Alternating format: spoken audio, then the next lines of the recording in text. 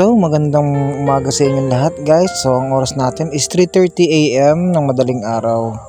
Sa mga nagtatanong bakit ang aga ko umalis. Kasi po guys, papunta po ako ngayon ng Iba, Kapitolyo, kung saan meron po tayong konting tulong na matatanggap.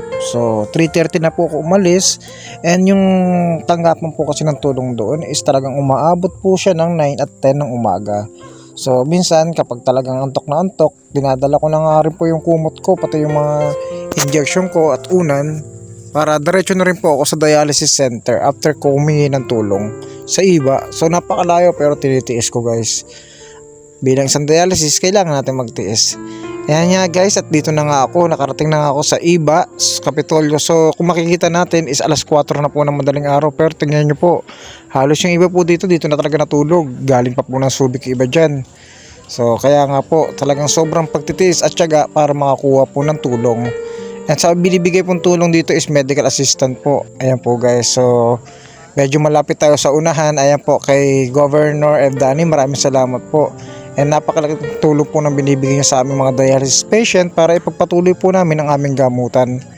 And lumipas nga po ang ilang oras, so may palibreng lugaw po nga si Governor. And ito, haba-habangan ng pila para sa lugaw.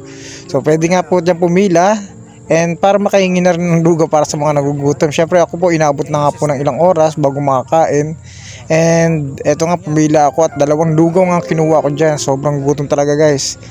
And after nya guys, halos hindi na nga tumatakbo yung pila, yung pala nagkakagulo na pala sa unahan. So hindi na nakakapila ng maayos yung iba at nagkakagulo na nga daw. So after nya guys, hindi ko na pinakita kung paano nakakuha ng tulong and bumiyahe na nga po puntang Olonga po sa dialysis center.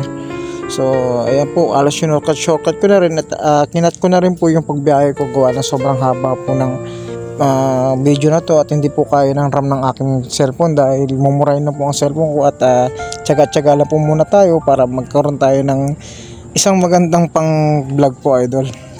And ngayon at nasa bus na po ako at kabiyahe po tayo ng Olonga po. Ayan guys, so nasa Subic na ako and after nyong guys, may ikakat ko rin po itong mga video guys kung saan guys hindi ko na maipapakita na nagda-dialysis ako at dahil sa bawal sa aming dialysis center na gumagamit po ng video sa loob dahil marami pong privacy na hindi dapat makita ng mga bawat pampubliko po.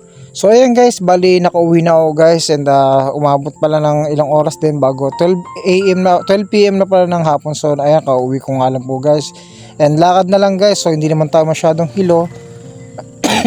sorry guys.